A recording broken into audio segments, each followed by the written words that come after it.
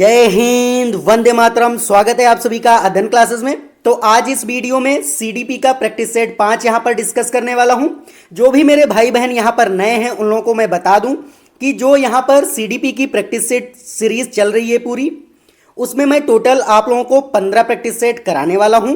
तो उसी का आज यह 5 नंबर प्रैक्टिस सेट होने वाला है और यहां पर मैं 30 में 30 नंबर की आपकी तैयारी करवा रहा हूं। यहां पर न्यू एनसीईआरटी बेस्ड ये क्वेश्चंस हैं, तो काफी इंपॉर्टेंट वीडियो है। अगर आप नए हैं चैनल पर तो इसको सब्सक्राइब कर लीजिए, जिससे कि आने वाली जो वीडियोस हैं उनके नोटिफिकेशन आपसे मिस ना हो। तो चलिए स्टार्ट करते हैं पहला क्वेश्चन। तो पहला क्वेश्चन है, विकास की किस अवस्था में बुद्धि का अधिकतम यहां पर विकास होता है। आपको यह बताना है कि जो विकास की कौन सी अवस्था होती है जिसमें बुद्धि का सबसे ज्यादा यहां पर विकास होता है। बाल्यावस्था में, शैशवावस्था में, किशोरावस्था में या फिर प्रौढ़ावस्था में यहां पर होता है। तो किशोरावस्था में बुद्धि का सबसे ज्यादा विकास होता है, इसलिए करेक्ट हो जाएगा। आपने देखा होगा कि जब बालक किशोरावस्था में पहुंच जाता है तो वह सोचने की क्षमता उसकी ज्यादा विकसित हो जाती है। तो बुद्धि का सबसे ज्यादा यहां पर विकास जो है वो किशोरावस्था में होता है। सेकंड क्वेश्चन है यहां पर कि शिशु का अधिकांश व्यवहार आधारित होता है। जो शिशु होता है उसका अधिकांश व्यवहार किस पर आधारित होता है। मूल प्रवृत्ति पर होता है, नैतिकता पर होता है, वास्तविकता पर होता है या फिर यहाँ पर ध्यान पर होता है। तो उसकी मूल जो प्रवृत्ति होती हैं उन पर होता है, इसलिए ए ऑप्शन यहाँ पर करेक्ट हो जाएगा। 3 नंबर क्वेश्चन है कि वाह्य अभ्यास के आधार पर व्यक्तित्व का वर्णन कहा जाता है। अगर वाह्य अभ्यास के आधार पर व्यक्तित्व का वर्णन किया जाए तो उसको क्या कहा जाता है। गहन दृष्टिकोण कहा जाता है, सतही दृष्टिकोण कहा जाता है, मानकी दृष्टिकोण कहा जाता है या फिर प्रेक्षणात्मक यहाँ पर दृष्टिकोण कहा जाता है। तो यहाँ पर सतही दृष्टिकोण कहेंगे, क्योंकि यहाँ पर आप वाह्य अभ्यास के द्वारा व्यक्तित्व का वर्णन कर रहे हैं। यहाँ पर तो सतह पर वहाँ पर वर्णन कर रहे हैं, इसका मतलब सतही दृष्टिकोण हो जाएगा। तो बी ऑप्शन आपको लॉक कर देना है। 4 नंबर क्वेश्चन है कि व्यक्तिगत भेद पाए जाते हैं। तो व्यक्तिगत यहाँ पर कौन से भेद पाए जाते हैं। बौद्धिक स्तर पर पाए जाते हैं, अभिवृत्ति में पाए जाते हैं, गतिवाही योग्यता में पाए जाते हैं या फिर इन सभी में यहाँ पर पाए जाते हैं। तो इन सभी में जो है व्यक्तिगत भेद पाए जाते हैं। सभी बालकों की बुद्धि स्तर जो होते हैं वो अलग होते हैं, उनकी अभिवृत्ति अलग होती है, गतिवाही योग्यता अलग होती है। तो यहाँ पर भेद कितने हो जाएंगे, ये सभी हो जाएंगे, इसलिए डी ऑप्शन यहाँ पर करेक्ट हो जाएगा। 4 नंबर क्वेश्चन है कि चिंतन प्रारंभ होने के लिए क्या आवश्यक है। यहाँ पर अगर चिंतन प्रारंभ करना है तो क्या आवश्यक होगा। पूर्व अनुभव आवश्यक होगा, भाषा आवश्यक होगी, तर्क या फिर समस्या यहाँ पर आवश्यक होगी। तो यहाँ पर समस्या आवश्यक होगी, क्योंकि आपको क्या कर रहे हैं, चिंतन कर रहे हैं। जब आपको कोई समस्या आती, प्रॉब्लम आती है, तभी उस विषय के बारे में आप सोचते हैं। तो यहाँ पर क्या हो जाएगा, समस्या हो जाएगा। तो डी ऑप्शन करेक्ट हो जाएगा। 6 नंबर क्वेश्चन है कि बुद्धि लब्धि संप्रत्यय विकसित है किया, मतलब किसने यहाँ पर जो बुद्धि लब्धि है संप्रत्यय किसने विकसित किया था। बिने ने किया था, रीड ने किया था, टर्मन ने किया था या फिर यहाँ कैटल ने किया था। तो ये टर्मन ने बुद्धि लब्धि यहाँ पर संप्रत्यय दिया, इसीलिए बुद्धि लब्धि वहाँ पर निकाला जाता है। इसको क्या कहते हैं, बुद्धि लब्धि को आईक्यू भी बोला जाता है शॉर्ट फॉर्म में। तो ये भी आपको याद रखना। तो यहाँ पर सी ऑप्शन करेक्ट हो जाएगा। उम्मीद है आपको सारे क्वेश्चन समझ में आ रहे होंगे। अगर आपको ये वीडियो अच्छा लग रहा है तो वीडियो को लाइक कर दीजिए और नए हैं चैनल पर तो इसको सब्सक्राइब करते हुए बेल आइकन जरूर प्रेस कर दीजिए, जिससे कि नोटिफिकेशन आपको सबसे पहले मिल पाए। और ये जो प्रैक्टिस सेट मैं यहाँ पर करवा रहा हूँ सारे, ये आपके न्यू एनसीईआरटी पर है और इसी से आपके जो सीटेट में क्वेश्चन है वो बनने वाले हैं। तो काफ़ी इंपॉर्टेंट प्रैक्टिस सेट है, आप लास्ट तक जरूर बने रहिएगा। 7 नंबर क्वेश्चन देख लेते हैं कि विद्यार्थियों के पोर्टफोलियो के लिए सामग्री का चयन करते समय डैश का डैश जरूर होना चाहिए यहाँ पर। तो अगर विद्यार्थियों के लिए पोर्टफोलियो आप सामग्री का चयन कर रहे हैं तो क्या यहाँ पर जरूरी होना चाहिए। विद्यार्थी होने चाहिए और समावेशन होना चाहिए, अभिभावक होने चाहिए और समावेशन होना चाहिए, विद्यार्थी होने चाहिए और बहिष्कार होना चाहिए या फिर अन्य शिक्षक होने चाहिए और यहाँ पर समावेशन होना चाहिए। तो अगर विद्यार्थियों के लिए पोर्टफोलियो की सामग्री आप चयन कर रहे हैं तो वहाँ पर विद्यार्थी होना तो जरूरी है और उसके साथ साथ में क्या होना चाहिए, समावेशन भी होना जरूरी है। क्योंकि आपकी क्लास कैसी है, समावेशी कक्षा होती है, अलग अलग व्यक्तिगत विभिन्नता वाले बालक आते हैं, तो सभी बालक होते हैं, इसलिए समावेशन भी जरूरी है और विद्यार्थी भी जरूरी है। तो यहाँ पर ए ऑप्शन आपको लॉक कर देना है। 8 नंबर क्वेश्चन है कि विद्यार्थी वैयक्तिक विभिन्नता प्रदर्शित करते हैं, अतः शिक्षक को यहाँ पर क्या करना चाहिए। अधिगम की एक समान गति पर बल देना चाहिए, कठोर अनुशासन सुनिश्चित करना चाहिए, परीक्षाओं की संख्या यहाँ पर बढ़ा देनी चाहिए या फिर सीखने के विविध अनुभवों को यहाँ पर उपलब्ध कराना चाहिए, तो क्या हो जाइए, सीखने के विविध अनुभवों को यहाँ पर उपलब्ध कराना चाहिए, क्योंकि सभी विद्यार्थी जो है वो अलग अलग तरीके से सीखते हैं। तो यहाँ पर आपको क्या करना है, सीखने के विविध अनुभव यहाँ पर जब आप उपलब्ध कराएंगे तो यहाँ पर अच्छी तरीके से बच्चे सीख पाएंगे। तो यही शिक्षक को करना चाहिए, इसलिए डी ऑप्शन यहाँ पर लॉक हो जाएगा। 9 नंबर क्वेश्चन है कि प्रायः विद्यार्थियों की त्रुटियां डैश की ओर संकेत करती हैं। तो यहाँ किसकी ओर संकेत करती हैं, वह कैसे सीखते हैं, विद्यार्थियों का सामाजिक आर्थिक स्तर, या फिर यांत्रिक अभ्यास की आवश्यकता, या फिर सीखने की अनुपस्थित यहाँ पर हो जाएगा। तो वह कैसे सीखते हैं, इसी की ओर यहाँ पर क्या करती, इंगित करती उनकी त्रुटियां। तो यहाँ पर ए ऑप्शन करेक्ट हो जाएगा। अब 10 नंबर क्वेश्चन है कि अधिगम अनुभवों को इस प्रकार से आयोजित किया जाना चाहिए जिससे अधिगम को सार्थक बनाया जा सके। नीचे दिए गए अधिगम अनुभव में से कौन सा बच्चों के लिए सार्थक अधिगम को सुगम नहीं बनाता। तो यहाँ पर नहीं बनाता है, आपको यहाँ पर सर्कल कर लेना है। इस तरीके के आपके सीटेट में भी आएंगे तो आपको ध्यान से वहाँ पढ़ना है। कहीं कहीं पे नहीं लिखा होगा और आपको लगेगा कि नहीं ये सही पूछ रहा है, तो वहाँ पे आपका ऑप्शन जो है वो गलत हो जाएगा। जहाँ जहाँ भी आपको नहीं दिखे इस तरीके से आपको सर्कल जरूर कर लेना है। तो ए ऑप्शन पढ़ते हैं कि विषय वस्तु की केवल याद करने के आधार पर पुनरावृत्ति, विषय वस्तु पर प्रश्न बनाना, प्रकरण पर परिचर्चा और वाद विवाद, या फिर प्रकरण का प्रस्तुतिकरण यहाँ पर हो जाएगा। तो यहाँ पर क्या नहीं होना चाहिए, निगेटिव पूछा है तो निगेटिव ऑप्शन भी आपका करेक्ट होगा। तो यही ए ऑप्शन करेक्ट हो जाएगा, केवल याद करने, क्योंकि एनसीएफ जो है वो याद करने पर जोर नहीं देता है, इसलिए ये निगेटिव ऑप्शन है। तो यहाँ पर ए ऑप्शन आपका करेक्ट हो जाएगा। 11 नंबर क्वेश्चन है कि बच्चों को शाब्दिक या गैर शाब्दिक दंड देने का परिणाम क्या होता है। यहाँ पर कि उन्हें कार्य करने के लिए प्रेरित करना, बच्चों की छवि की सुरक्षा करना, या फिर उनके अंकों में सुधार करना, या फिर उनकी स्वयं के प्रति अवधारणा को यहाँ पर नष्ट करना। तो उनकी स्वयं के प्रति अवधारणा को यहाँ पर नष्ट करना ही हो जाएगा, क्योंकि बच्चों को अगर आप शाब्दिक और गैर शाब्दिक यहाँ पर दंड देने का परिणाम क्या हो जाएगा कि उनके स्वयं के प्रति जो अवधारणा होगी वो नष्ट हो जाएगी, इसलिए डी ऑप्शन यहाँ पर करेक्ट हो जाएगा। 12 नंबर क्वेश्चन है कि सीखने का सर्वाधिक उपयुक्त यहाँ पर अर्थ क्या है। तो सीखने का क्या अर्थ होता है, कौशल अर्जन करना होता है, ज्ञानार्जन करना होता है, व्यवहार में परिमार्जन करना होता है, या फिर व्यक्तिक यहाँ पर समायोजन करना होता है। तो यहाँ पर व्यवहार में परिमार्जन हो जाता है, क्योंकि व्यवहार में परिवर्तन ही सीखना जो है सर्वाधिक उपयुक्त अर्थ उसका होता है, इसलिए यहाँ पर सी ऑप्शन करेक्ट हो जाएगा। 13 नंबर क्वेश्चन है कि वाणी दोष नहीं है। तो वाणी दोष किसका नहीं है, ध्वनि परिवर्तन और अस्पष्ट उच्चारण का, धीमी या तेज गति से बोलने का, हकलाना और तुतलाने का, या फिर तीव्र अस्पष्ट वाणी का यहाँ पर हो जाएगा।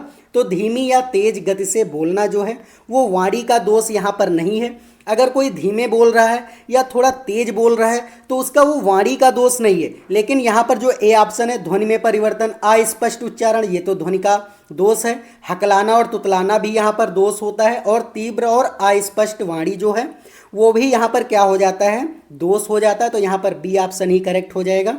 14 नंबर क्वेश्चन है कि एक औसत बुद्धि वाला बच्चा यदि भाषा को पढ़ने एवं समझने में कठिनाई प्रदर्शित करता है तो यह संकेत देता है कि बच्चा डैश का लक्षण यहाँ पर प्रदर्शित कर रहा है। अगर वो बालक क्या कर रहा है कि भाषा को पढ़ने में यहाँ पर कठिनाई प्रदर्शित करता है तो क्या हो जाएगा, डिस्ग्राफिया हो जाएगा, डिसकैलकुलिया हो जाएगा, डिस्प्रेक्सिया हो जाएगा, या फिर डिसलेक्सिया यहाँ पर हो जाएगा। अगर पढ़ने में अक्षमता है तो यहाँ पर डिसलेक्सिया हो जाता है। अगर यहाँ पर लिखने में अक्षमता आ जाए, लिखने में, तो क्या हो जाएगा, डिस्ग्राफिया हो जाएगा। अगर गणित में कोई गणना संबंधी हो जाए तो डिसकैलकुलिया हो जाएगा यहाँ पर। तो ये भी आपको याद रखना है। तो ये तीनों आपको याद रखने हैं। अब 15 नंबर क्वेश्चन देख लेते हैं कि था, फा और चा ध्वनियाँ यहाँ पर कैसी ध्वनियाँ हैं। तो स्वनिम है, रूपिम है, लेखिम है, या फिर यहाँ पर शब्दिम है। तो ये था, फा और चा क्या है, स्वनिम ध्वनियाँ हैं, इसलिए आपको याद रखना है। ए ऑप्शन यहाँ पर करेक्ट हो जाएगा। काफ़ी इंपॉर्टेंट क्वेश्चन है, ये काफ़ी बार आपके सीटेट में पूछा भी गया है। तो आपको यहाँ से याद रखना है कि था, फा और चा स्वनिम ध्वनियाँ हैं। अब 16 नंबर क्वेश्चन है कि कक्षा में जेंडर रूढ़िबद्धता से बचने के लिए एक शिक्षक को क्या करना चाहिए। यहाँ पर कि लड़कों को जोखिम उठाने और निर्भीक बनने के लिए प्रोत्साहित करना, लड़की लड़कियों को एक साथ, या फिर लड़के हो जाएगा, यहाँ पर आपको लड़के लिख देना है, लड़के लड़कियों को एक साथ अपारस्परिक भूमिका में रखना, या फिर अच्छी लड़की अच्छा लड़का कहकर विद्यार्थियों में के अच्छे कार्य की सराहना करनी चाहिए, या फिर कुश्ती में भाग लेने के लिए लड़कियों को यहाँ पर निरुत्साहित कर देना चाहिए। तो यहाँ पर बी ऑप्शन ही करेक्ट हो जाएगा, क्योंकि लड़के लड़कियों के एक साथ अपारस्परिक भूमिका में रखना चाहिए, मतलब कि कोई भी तुलना नहीं करनी है आपको। यही जो है जेंडर रूढ़िबद्धता से बचने का एक शिक्षक के लिए उपाय होगा। तो यहाँ पर बी ऑप्शन करेक्ट हो जाएगा। 17 नंबर क्वेश्चन है कि जो आरटीई 2009 है, इसमें निर्दिष्ट किया गया है कि कक्षा 1 से 5 तक यदि प्रवेश दिए गए विद्यार्थियों की संख्या 200 से अधिक है तो विद्यार्थी और अध्यापक का आवश्यक अनुपात यहाँ पर क्या होगा कि स्टूडेंट और यहाँ पर क्या होना चाहिए, टीचर का जो रेशियो होना चाहिए वो क्या होना चाहिए, यहाँ पर 30 होना चाहिए, 40 होना चाहिए, 35 होना चाहिए या फिर 50 यहाँ पर होना चाहिए। तो 30 रेशियो क्या होना चाहिए, एक, मतलब कि 30 स्टूडेंट पर एक यहाँ पर टीचर होना चाहिए। अगर वहाँ पर क्या है 200 से अधिक छात्र हैं तो यहाँ पर क्या हो जाएगा 30 रेशियो 1 होगा। तो यहाँ पर क्या हो जाएगा, आपको ए ऑप्शन करेक्ट कर देना है। चलिए देख लेते हैं 18 नंबर क्वेश्चन कि क्रियात्मक अनुसंधान के संबंध में निम्न में से कौन सा यहाँ पर कथन सही नहीं है। फिर से यहाँ पर नहीं पूछा है तो देख लेते हैं। यह अध्यापकों एवं शिक्षा व्यवसाय से जुड़े लोगों के द्वारा किया जाता है, या फिर यह किसी विशिष्ट समस्या के समाधान के लिए किया जाता है, व्यापक स्तर पर निर्णय लेने के लिए सूचना संकलन का कार्य इसमें किया जाता है, या फिर स्थानीय स्तर पर रोजमर्रा की समस्याओं के समाधान के लिए क्रियात्मक अनुसंधान यहाँ पर किया जाता है। तो सी ऑप्शन ही करेक्ट हो जाएगा, क्योंकि नहीं पूछा है, निगेटिव पूछा है। तो व्यापक स्तर पर निर्णय लेने के लिए सूचना संकलन का यहाँ पर इसमें सूचना संकलन का कार्य इसमें किया जाता है। तो यहाँ पर क्या हो जाएगा, सी ऑप्शन ही करेक्ट हो जाएगा। 19 नंबर क्वेश्चन है कि बीजों का अंकुरण संकल्पना के शिक्षण की सबसे प्रभावी यहाँ पर पद्धति क्या है। तो अगर आपको बच्चों को बीजों का अंकुरण यहाँ पर सिखाना है तो क्या प्रभावी पद्धति हो जाएगी, विस्तृत व्याख्या आप करेंगे, या फिर विद्यार्थियों द्वारा पौधे के बीज बोना और उसके अंकुरण के चरणों का यहाँ पर अवलोकन करेंगे, या फिर श्यामपट्ट पर चित्र बनाना और वर्णन करना यहाँ पर करेंगे, या फिर बीज की वृद्धि के चित्र यहाँ पर दिखाएंगे आप। तो यहाँ पर क्या होगा, बी ऑप्शन ही करेक्ट होगा, क्योंकि विद्यार्थियों द्वारा पौधे के बीज बोना, वहाँ पर आप कहेंगे विद्यार्थियों को बीज बोने के लिए कहेंगे और उनके अंकुरण के चरणों का अवलोकन करने के लिए कहेंगे। ये क्या है, सबसे अच्छे तरीके से अंकुरण की जो बीजों का अंकुरण होता है उसकी प्रभावी पद्धति हो जाएगी, इसलिए बी ऑप्शन करेक्ट हो जाएगा। 20 नंबर क्वेश्चन है कि जब बच्चा फेल होता है तो इसका तात्पर्य क्या होता है, कि बच्चा पढ़ाई के लिए योग्य नहीं है, या फिर बच्चों ने उत्तरों को सही तरीके से यहाँ पर नहीं किया है, या फिर बच्चों को प्राइवेट ट्यूशन लेनी चाहिए, या फिर व्यवस्था यहाँ पर फेल हो गई है। तो क्या हो जाएगा, डी ऑप्शन ही करेक्ट हो जाएगा, क्योंकि यहाँ पर क्या है, स्टूडेंट सेंटर एजुकेशन अब चल रही है, क्योंकि क्या है, बाल केंद्रित शिक्षा है। इसमें आपको बालक को केंद्र मान करके शिक्षा करनी होती है, यहाँ पर बालक की कोई भी गलती नहीं होगी। तो यहाँ पर क्या हो जाएगा, डी ऑप्शन की व्यवस्था ही फेल हो गई है, सही तरीके से उसको समझाया नहीं गया, उसको अधिगम नहीं कराया गया है, इसलिए यहाँ पर डी ऑप्शन करेक्ट हो जाएगा। 21 नंबर अब क्वेश्चन है कि शिक्षक से अधिगम पर बल देने वाला परिवर्तन हो सकता है। तो शिक्षक में अधिगम पर बल दिया जा रहा है तो क्या परिवर्तन होगा, परीक्षा परिणाम पर केंद्रित होकर, या फिर बाल केंद्रित शिक्षा पद्धति अपनाकर, रटने को प्रोत्साहित करके, या फिर अग्र शिक्षण की तकनीक यहाँ पर अपनाकर। तो क्या हो जाएगा, बाल केंद्रित शिक्षा पद्धति अपनाकर, इसलिए बी ऑप्शन यहाँ पर करेक्ट हो जाएगा। अभी मैंने यहाँ पर जैसे कराया था कि बाल केंद्रित शिक्षा, तो यहाँ पर भी क्या है, बाल केंद्रित शिक्षा पर यहाँ पर पद्धति अपनाकर। जब आप बाल केंद्रित शिक्षा पद्धति अपनाएंगे तो वहाँ पर क्या होगा, अधिगम पर बल देने का यहाँ पर परिवर्तन हो जाएगा। तो बी ऑप्शन आपको लॉक कर देना है। 22 नंबर क्वेश्चन है कि वह कौन सा स्थान है जहां बच्चों में संज्ञानात्मक विकास को सबसे बेहतर तरीके से परिभाषित किया जा सकता है। तो वो खेल का मैदान होगा, विद्यालय एवं कक्षा पर्यावरण होगा, सभागार होगा, या फिर घर हो जाएगा ये। तो विद्यालय एवं कक्षा का जो पर्यावरण होता है वही सबसे अच्छा स्थान होता है जहां पर बच्चों का संज्ञानात्मक विकास सबसे बेहतर तरीके से किया जा सकता है, इसलिए यहाँ पर बी ऑप्शन आपको लॉक कर देना है। 23 नंबर क्वेश्चन है कि निम्न में से कौन सा बुद्धिमान बच्चे का लक्षण यहाँ पर नहीं है। तो कौन से बुद्धिमान बच्चे का यहाँ पर लक्षण नहीं है, ए ऑप्शन है वह जो लंबे निबंधों को बहुत जल्दी रटने की क्षमता रखता है, या फिर वह जो प्रवाहपूर्ण एवं उचित तरीके से संप्रेषण करने की क्षमता रखता है, या फिर वह जो अमूर्त रूप से सोचता रहता है, या फिर वह जो नए परिवेश में स्वयं को समायोजित यहाँ पर कर सकता है। तो ए ऑप्शन करेक्ट हो जाएगा, वह जो लंबे निबंधों को बहुत जल्दी रटने, यहाँ पर रटना आ गया शब्द, तो क्या ये सेंस दे रहा है, निगेटिव सेंस दे रहा है, इसलिए नहीं पूछा था, तो निगेटिव ही ऑप्शन आपका करेक्ट होगा। ए ऑप्शन आपको लॉक कर देना है। अब 24 नंबर क्वेश्चन है कि भारत के शैक्षिक इतिहास में किसने प्राथमिक शिक्षा का मौलिक अधिकार संबंधी बिल धारा सभा काउंसिल यहाँ में प्रस्तुत किया था? तो कपिल सिब्बल ने किया था, जवाहरलाल नेहरू ने किया था, गोपाल कृष्ण गोखले ने किया था, या फिर अबुल कलाम आज़ाद ने यहाँ पर किया था? तो आपको याद रखना कि गोपाल कृष्ण गोखले ने यहाँ पर भारत के शैक्षिक इतिहास में सबसे पहले प्राथमिक शिक्षा का मौलिक अधिकार संबंधी बिल ये लेकर के आए थे, इसलिए यहाँ पर सी ऑप्शन करेक्ट हो जाएगा। 25 नंबर क्वेश्चन है कि मूल्यांकन से अभिप्राय है। तो मूल्यांकन से यहाँ पर क्या अभिप्राय है कि छात्रों की आवश्यकता का पता लगाना, छात्रों की बुद्धि का पता लगाना, या फिर छात्रों के अधिगम की सफलता व असफलता का अध्ययन करना, या फिर स्वास्थ्य परीक्षण यहाँ पर करना। तो सी ऑप्शन करेक्ट होगा, क्योंकि मूल्यांकन का क्या अभिप्राय होगा कि छात्रों के अधिगम की सफलता और असफलता का अध्ययन करना, यही मूल्यांकन हो जाता है, इसलिए सी ऑप्शन करेक्ट हो जाएगा। 26 नंबर क्वेश्चन है कि बेसिक शिक्षा हेतु महात्मा गांधी ने किस पाठ्यक्रम पर यहाँ पर बल दिया था? तो जो बेसिक शिक्षा थी वहाँ पर महात्मा गांधी ने किस पाठ्यक्रम पर बल दिया था? नृत्य कला पर दिया था, हस्तकला पर यहाँ पर उन्होंने बल दिया था, पुस्तक कला पे दिया था, या फिर संगीत कला पे यहाँ पे दिया था? तो इन्होंने हस्तकला पर सबसे ज़्यादा जोर दिया था, इसीलिए इनकी जो एक शिक्षा प्रणाली है या फिर जो बेसिक शिक्षा प्रणाली है उसको हस्तकला बेसिक शिक्षा प्रणाली भी कहते हैं, इसलिए यहाँ पर बी ऑप्शन करेक्ट हो जाएगा। 27 नंबर क्वेश्चन है कि एक शिक्षक कक्षा के कार्य को एकत्र करता है और उन्हें पढ़ता है। शिक्षक क्या कर रहा है? पहले कक्षा के कार्य को वो एकत्र करता है, इकट्ठा करता है और फिर पढ़ता है, उसके बाद योजना बनाता है और अपने अगले पाठ को विद्यार्थियों की आवश्यकताओं को पूरा करने के लिए समायोजित करता है। वह यहाँ पर क्या कर रहा है? सीखने का आकलन कर रहा है, सीखने के रूप में आकलन कर रहा है, सीखने के लिए आकलन कर रहा है, या फिर सीखने के समय आकलन यहाँ पर कर रहा है?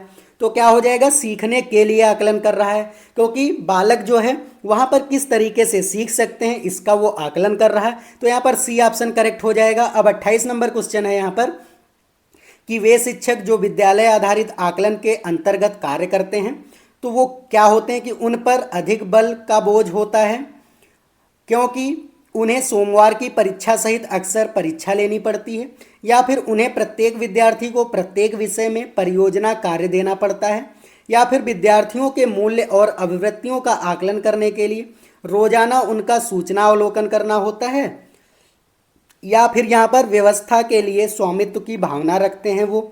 तो क्या हो जाएगा कि व्यवस्था के लिए स्वामित्व की यहाँ पर भावना रखते हैं, क्योंकि विद्यालय आधारित आकलन के अंतर्गत वो कार्य करते हैं, तो वहाँ पर क्या हो जाएगा कि यहाँ पर प्रिंसिपल आ जाएगा, तो स्वामित्व की भावना रखते हैं, इसलिए डी ऑप्शन यहाँ पर करेक्ट हो जाएगा।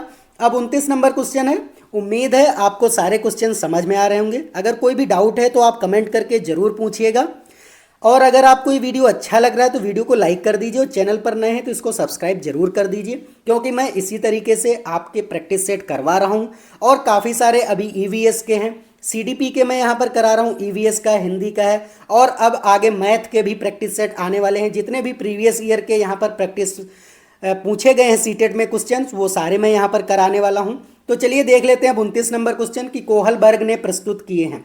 तो कोहलबर्ग ने यहाँ पर क्या प्रस्तुत किया है? संज्ञानात्मक विकास के चरण प्रस्तुत किए हैं, शारीरिक विकास के चरण प्रस्तुत किए हैं, संवेगात्मक विकास के चरण, या फिर नैतिक विकास के चरण यहाँ पर कोहलबर्ग ने प्रस्तुत किए हैं। तो नैतिक विकास के चरण यहाँ पर कोहलबर्ग ने प्रस्तुत किए हैं। तो आपको याद रखना है कोहलबर्ग का नैतिक विकास का सिद्धांत है, इसलिए यहाँ पर डी ऑप्शन आपको लॉक कर देना है। अब 30 नंबर क्वेश्चन है कि निम्नलिखित में से कौन सी स्थिति बाल केंद्रित कक्षा कक्ष को यहाँ पर प्रदर्शित करती है? तो यहाँ पर स्थितियाँ दी गई हैं ABCD, तो वो कौन सी यहाँ पर स्थितियाँ हैं जो कि बाल केंद्रित कक्षा कक्ष को यहाँ पर प्रदर्शित करती हैं? ए ऑप्शन है कि एक कक्षा जिसमें शिक्षिका नोट लिख देती है और विद्यार्थियों से उन्हें याद करने के लिए कहा जाता है, या फिर एक कक्षा जिसमें पाठ्य पुस्तक एकमात्र संसाधन होता है जिसका संदर्भ शिक्षिका देती है यहाँ पर, या फिर एक कक्षा जिसमें विद्यार्थी समूह में बैठते हैं और शिक्षिका बारी बारी से प्रत्येक समूह में जा रही है, या फिर है यहाँ पर एक कक्षा जिसमें विद्यार्थियों का व्यवहार शिक्षिका द्वारा दिए जाने वाले पुरस्कार और दंड से यहाँ पर संचालित होता है। तो सी ऑप्शन ही यहाँ होगा, क्योंकि यहाँ पर बाल केंद्रित शिक्षा है, बालक को आपको केंद्र मान करके यहाँ पर शिक्षा करनी होती है। तो यहाँ पर एक कक्षा जिसमें विद्यार्थी समूह में बैठे होते हैं और शिक्षिका बारी बारी से उस समूह में जा रही समझा रही है, तो यहाँ पर क्या हो जाएगा कि बालक को केंद्र मान करके इसमें पढ़ाया जा रहा है, तो यही ऑप्शन आपका करेक्ट हो जाएगा। तो ये क्वेश्चन 30 थे यहाँ पर इस प्रैक्टिस सेट के। उम्मीद है आपको सारे समझ में आ गए होंगे। अगर आपको ये वीडियो अच्छा लगा तो वीडियो को लाइक कर दीजिए, चैनल पर नए हैं तो इसको सब्सक्राइब जरूर कर दीजिए। तो आज के लिए इतना ही, अब मिलते हैं नेक्स्ट वीडियो में, तब तक के लिए जय हिंद जय भारत।